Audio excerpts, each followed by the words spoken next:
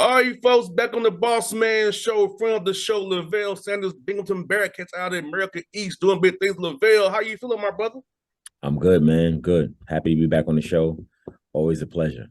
Bro, let me ask you, how's the weather up there, man? Is it cold yet?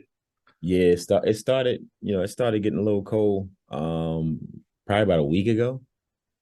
Up until then it was nice. I was like, man, I was kind of surprised that, we were still kind of in that summer weather. And the weather has been pretty good for the most part, but this morning we were talking about turning the heat on in the house. So, yeah, it's starting to get chilly.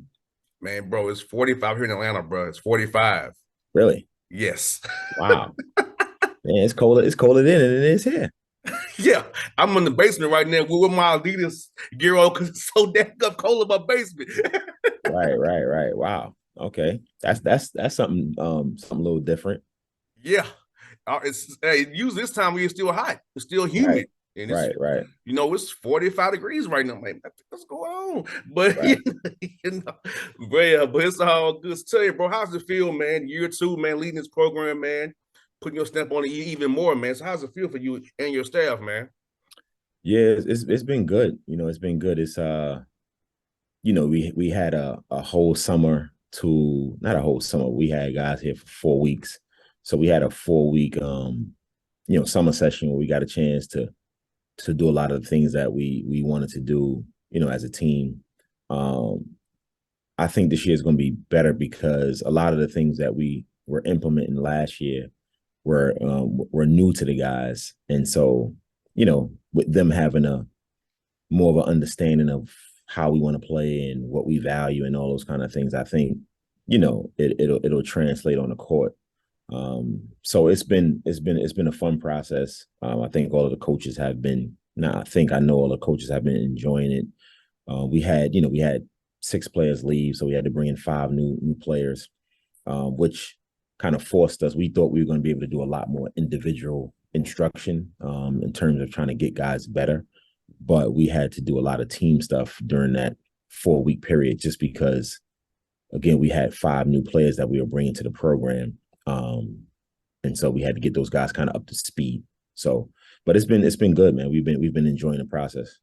No doubt. And for you, Vales, you played overseas in Europe. So how much do you integrate European concepts into your team now? Because I know a lot of coaches looking at NBA gear, trying to see how NBA runs stuff on watching film on synergy and whatnot. So how much do you integrate those concepts that you learned over in Europe into your team now? Um, well, I think basketball in general is well, especially over here, is borrowing a lot from the European game. Um, the what I try to focus on in what we did over in Europe was just that team aspect, and trying to get guys to play together. I think that's going to be one of the biggest things for us this year is just, you know, we got some talented players, and usually when you have guys that are talented, they tend to want to kind of do things on their own and try to go off and do things on their own. And so I think the most important thing for us is just having that team mindset and trying to do everything together. And so that's probably the biggest thing that I try to implement from Europe. Um, some of the drills and stuff that we did, so maybe some of the plays and stuff, some of the sets and stuff that we used over there, or I saw some coaches run that I liked that when we played against, I'll borrow some of those things also.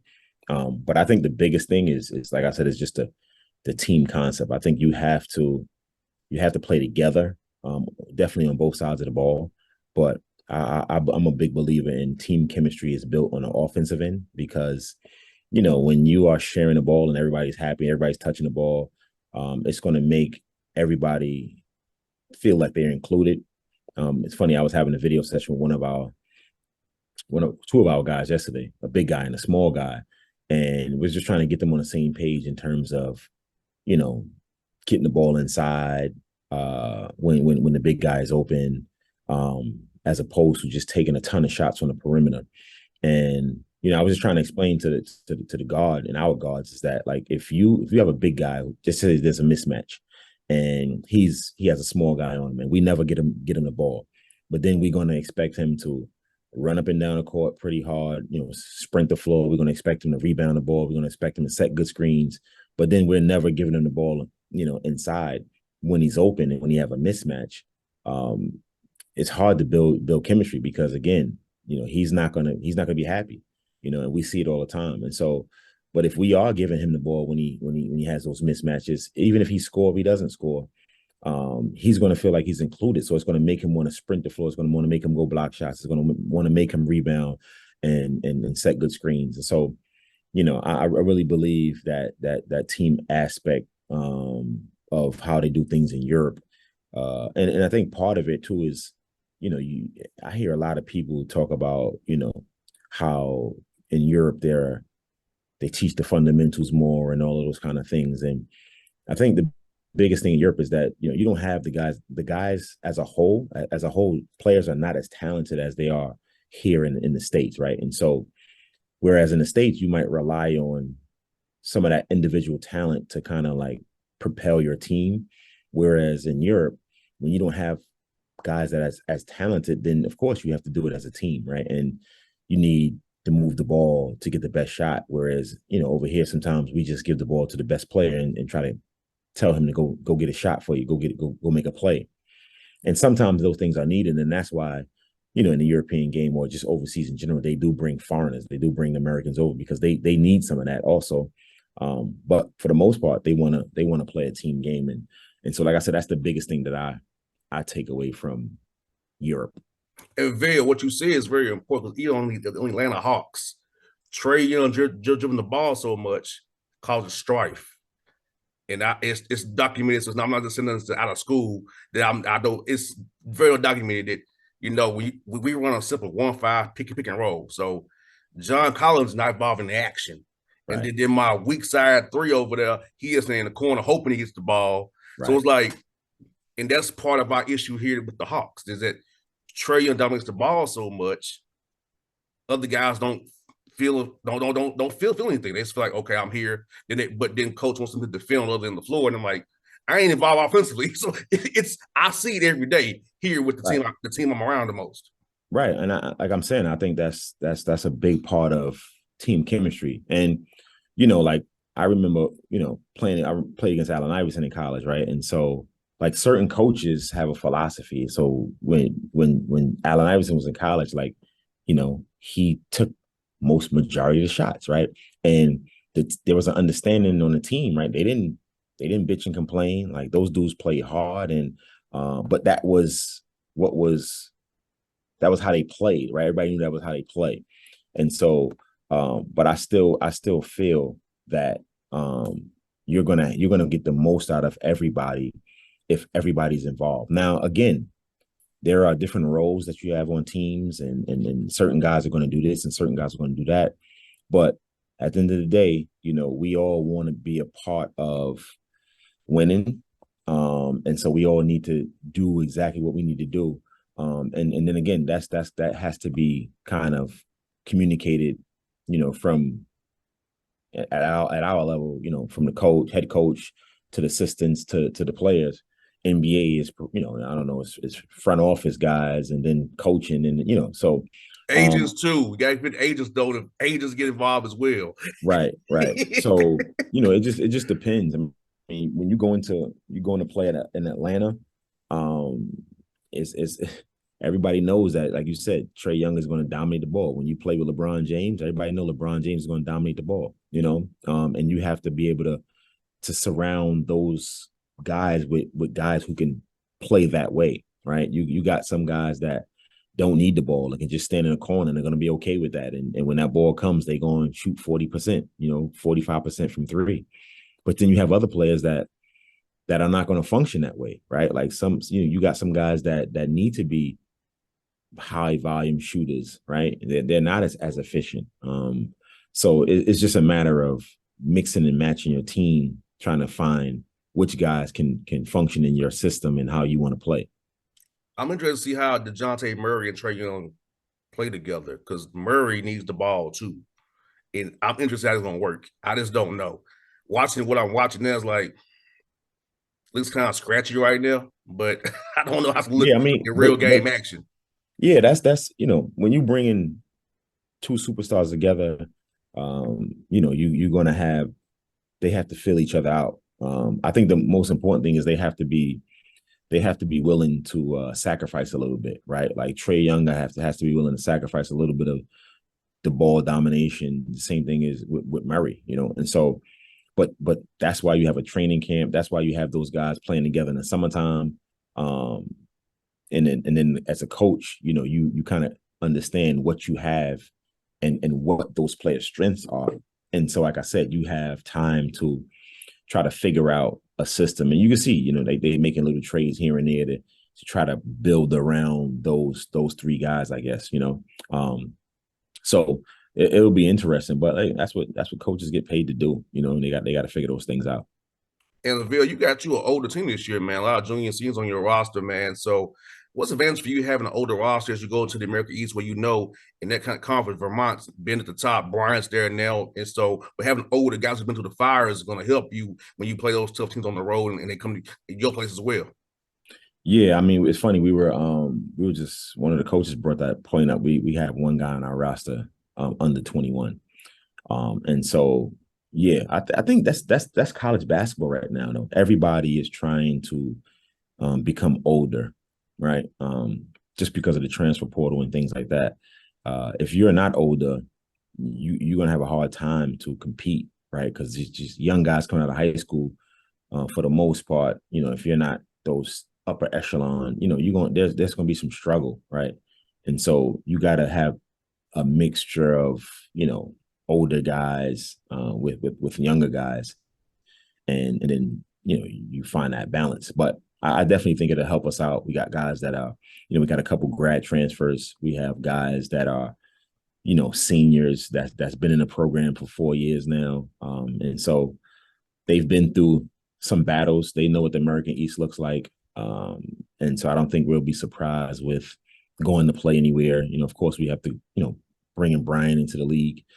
We haven't played against Brian yet, but I think we've played enough tough competition, where we'll be fine in terms of that and that experience. But definitely having an older team, I think, is going to help us out. And, you know, I'm looking forward to once we start playing. You know, we've been going at it for a while now, and I think it's to that point where, you know, we had Monday was the first kind of official day of practice, you know, but, you know, we've been practicing, you know, for a while in terms of just trying to get a lot of our stuff in. And so it's at that point now where everybody wants to play against another, like an opponent, and No tired of doubt. beating up on ourselves, right? So, but we, you know, we off today. We got practice tomorrow, and so we'll be 39 days to the first game. You know, so we right here. Yeah, I used to get to the point where football side where they know what's coming. Like, why are we doing this? Like, they know what's coming. I know what's coming. Like, it's like Yeah, I think for us is like, you know, you always know what's coming, but you still have to be able to go out. Like we're trying to focus a lot on execution now, and just executing things we need to do at a high level, right? And like I heard Nick Saban say something the other day about, you know, being able to do it until you can't get it wrong, right? Like not be able to do it one time and get it right, but be able to do it until you can't get it wrong. And so, you know, we need to, you know, we still not there yet. You know, that's one of the things we always talk about, is executing. And, you know, we still have a ways to go, but I think the most important thing is we got to keep taking steps. Like I'm telling our guys, like now we can't afford to have any minus days, you know, where we taking steps back. Everything has to be, you know, going forward. And so, you know, we had a couple guys that's been, you know, sick, and so we haven't had a full roster. So that's kind of a little bit, you know, kind of dampens the sales a little bit. But, you know, once we get everybody back and healthy, I'm looking forward to being able to have a full team out there on the court, and really getting a chance to see who we are and what we can be. no doubt. You got some good non-conference games, Levell. You got Maryland, LaSalle, Fordham, playing some A10 schools, ACC schools. Got some return games like with Marist and whatnot. So, tell me about all them, man. Those games you all scheduled this year, man. Yeah, you know, just plug my computer up before it goes out. But No nah, doubt. we think Coach Johnson handles our schedule. And so I thought he did a really good job of putting putting together a good non-conference schedule. You want to, obviously we have, the money games, we have to bring in a certain amount of revenue for the school. And so the Marylands, the LaSalles, the Fordhams. Um, and I think we've done a good job of scheduling games that we'll be able to compete, and then scheduling games that's going to test us and give us the opportunity to play against some good competition. Because again, people might think the America East is a soft conference, or it's a low major conference, but man, you get beat up in this conference, and it's a grinded out, defensive minded conference. And so, we try to play, schools that help prepare us for those kind of games in January and February and March. And so I think Coach Johnson did a really good job of putting that together. Of course, we had some games that we had to return and things like that. We have a kind of typical schools that we play, conferences that we play. Strategically is good for us with traveling and things like that. But I'm looking forward to play against everybody. I always try to warn our guys about looking ahead. I think the most important thing is just focusing on who you're playing that day and not worry about when you're going to play Maryland or when you're going to play Fordham or something like that. Our first game is against Casanova, which is a Division III opponent, and that has to be our focus. We got to make sure we're worried and focus on playing that opponent first, and then all the other games will take care of itself. No doubt, no doubt. So Levell, man. So being here year two, having the roster you have now, how's recruiting been for you? Just more coaches around here, know more about you, up New York area, up Northeast area, and also branching out. I saw you down here Lake Point. So branching out, how's that been for you since you've taken over there? Knowing you all made some improvements based on what you've done last year. Yeah, I think the biggest thing with recruiting this past summer was, we weren't on an interim basis, or we didn't have the interim tag attached to us, and so we were able to go out and be confident and let people know that we were going to be around for a while, and so that helped out a lot. I think it also eased the parents and coaches to know that we're here for some time, and so we've got a commitment. We got a commitment from a kid that we think is pretty good, who's going to have a great career here. So we've started out on the right foot. We've got some more offers and stuff out there from kids. So the recruiting has been good, man. Got a chance to get out, first couple of days in September, go see a couple practices and things like that. So it's good, man. We got coaches out. We're off today. I didn't go out, but we got coaches on the road today. Out recruiting, going to see kids, and so it's something that it's the lifeline of your program. You have to recruit. You have to have the resources to go out and recruit. And I think, especially here at Binghamton, they do a good job for us and giving us what we need to go out there and compete and be competitive against our other America East rivals and opponents. No doubt, my brother. And I'm gonna ask you this now. It's a little question that may not really apply to you, but it kind of does because you coaching in college basketball. So the NBA drops the age limit to 18 again.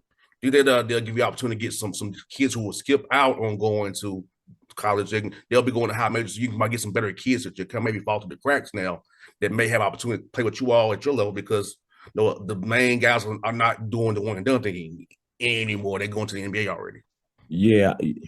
I think that's kind of, I think the transfer portal has even helped that a little bit more, right? Because you get kids that transferring down from those high major conferences to our conference, right? Like we have a couple kids on our roster that transfer. Yeah, that was at St. John's that transferred down to Binghamton, right? And so I think even before the age limit thing, the transfer portal has helped that out. And so you can see it in football now, right? You see a lot of these mid-major schools that are beating these high major BCS programs, right?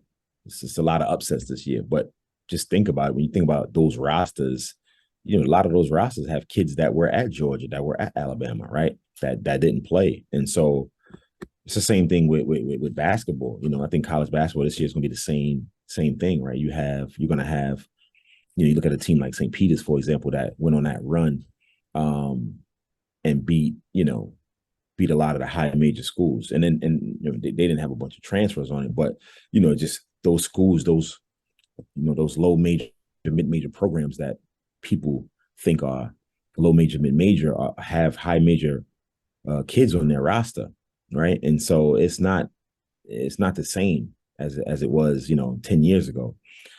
So just because you have Kentucky on your shirt or Indiana or whatever it is, it's not automatic, right? You gotta go out there and lace them up, and you can't underestimate people. You got to go out there and ready to play hard, and that's exactly what I'm saying. When you play against a team that's not that's a non D1, right? You have to come out and be ready to play. Nothing is easy unless you make it easy, right? And so I think that, like I said, I think the transfer portal has kind of helped that even before the age limit dropped to 18. That's one for you. You talked about it before you got started here. The Hawks traded for a young man who you know. So tell me some stories about this young man who's come to the Hawks here to our meet today, man. So talk to us a little bit more about this kid, man. Yeah, so V Krejci, so when I was playing over in the Czech Republic, we were playing in the Czech Cup, which was, I want to say maybe it was in Strakonice, which is I don't think it's too far from where he was living. And we weren't playing; we were just sitting and watching another game. And he just came up to me and he was like, I understand Czech, so he came up to me and he was trying to tell me that like go down on the floor. He wanted to kind of like play me one-on-one, and he was probably 9-10 years old or something like that at the time. And so I went down on the court with him, and he was like dribbling, and I mean he had a great handle. He was a little skinny kid. And then we kind of shot around, and then I went back in the stands, and then he came back to me with his phone, and he was asking for my phone number, and I gave him my phone number, which he was surprised, and his father was thanking me and things like that. So we had a game on a Saturday, and I got a text message from him saying he was playing near the city that I was playing, and he was having a game on Sunday at like 9 a.m. And I remember, so I got up, drove about 30 minutes, 15 to 30 minutes. I drove to watch him play, and I was blown away how good he was, And again, he was playing probably up like 2 divisions, because I want to say he was like 9 or 10 and playing like 12 and under, and he was just doing work. And so from that time, we just kind of stayed in contact. I would go whenever I had opportunity. I would go watch him play. We didn't live close to each other. Like I lived on one side of I was playing in the place, and he was playing maybe about 4 hours away from me at the time. And so, we just kind of stayed in contact. I would go watch him play whenever I had opportunity. He just kept getting better and better and better. And it's funny because this was maybe a year or two ago, we were texting. He was sending me a bunch of like old pictures that he had of me and him, like just random pictures. And so I was, he ended up going to Spain when he was 14, maybe 13, something like that. He as a youngster, he left and went to Spain, and stayed there for a few years before he got drafted. And he was just been, he like I said, he's like 6'7", 6'8" now. But he was a point guard, so he still has all of those skills at that size, which is, now it's kind of normal, right? You got guys 6'8", 6'7", 6'8" that can dribble, pass, shoot. But he was always, one of those kids that I just saw he was super talented. I had no idea he would be an NBA player or anything like that, but I just knew he was super talented. So that's my guy, man. we send messages on social media and stuff from time to time. They just, they had a really good. He was playing for the Czech national team, and they had a really good showing. They lost to Greece by 6 points, I want to say, to get to. I think that would have put them in the maybe quarterfinals. But he's a really good player, and I'm happy he's having the success he's having. Because I saw him when he was a little youngster, running around. Well, I hope he gets some run here with us, and hope he gets to play a little bit. 'Cause I know our rotation is right now is Aaron Holiday, Justin Holiday, Bogdanovich, Kaminsky, and Okongwu is our bench right now. So I know he's coming in as 11th, 12th, or 14th guy, but hopefully he can get an opportunity.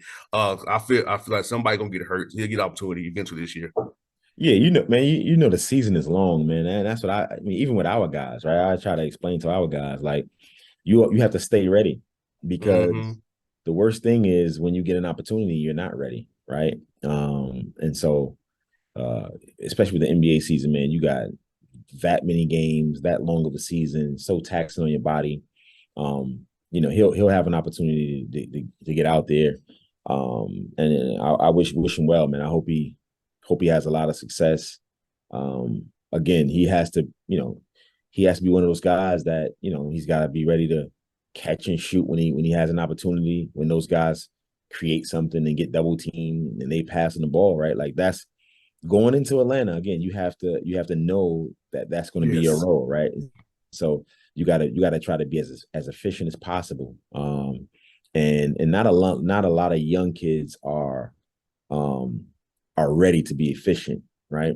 And so I think the more efficient you can be, the better you will become because you'll be able to play on a lot of different teams and you'll have a lot of value, right? Like, we just have a bunch of guys on our team that I'm trying to explain them the same thing. Like we got 12 players, all 12 of our guys can play.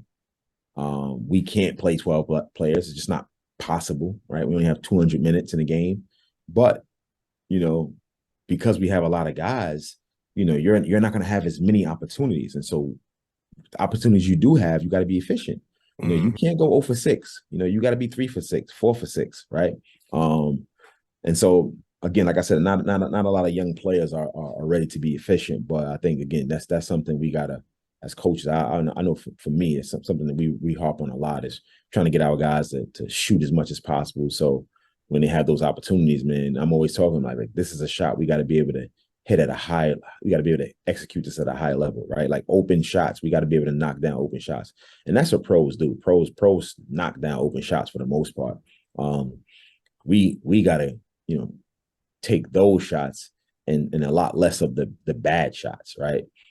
Because we're gonna shoot a better percentage on like wide open threes and layups than we are on step backs and turnaround jumpers. I would say he has a partial guarantee of 781. They can get out of it if they cut him before January 10th. Hoping that don't happen. But while he's here, because he's your guy, I'll make sure look out for him, take care of him for you. Definitely, sure. He's your guy, I'll make sure he's good. Yeah, show him what the ATL is about. Oh, hey, he'll love that part. Right. He'll love that. Hey, man, good catching with you, my brother. I hope to see you soon. Coming into New York in November for the Knicks. So Okay. hopefully you ain't too busy. I can come up to Vestal and see you. You know what I'm saying? We get there day early, actually. So hopefully I can get a little rental car and go up there and holler at you. Hopefully we in town. Okay, let me see. It's live. Listen, live people. So I'm doing this on my phone. People tell him the schedule. See, it's live people. See, I told y'all it's live stuff here. We're in New York on November the 2nd. We get there on the 1st. Oh yeah, we here. Our first game is the 7th and it's home, so we'll be around. So no doubt. So yeah, we get there on the 1st. So I'm gonna hit you up. So I'm getting run a car over there, holler at you, man. Definitely. And I will have your uncle on my show real soon. Your uncle funny in a mug. Definitely. Get him on. He'll be a good interview. No doubt. Hey, brother, good to see you, man. I'll see you real soon, my guy. Definitely, man. Take care. No doubt.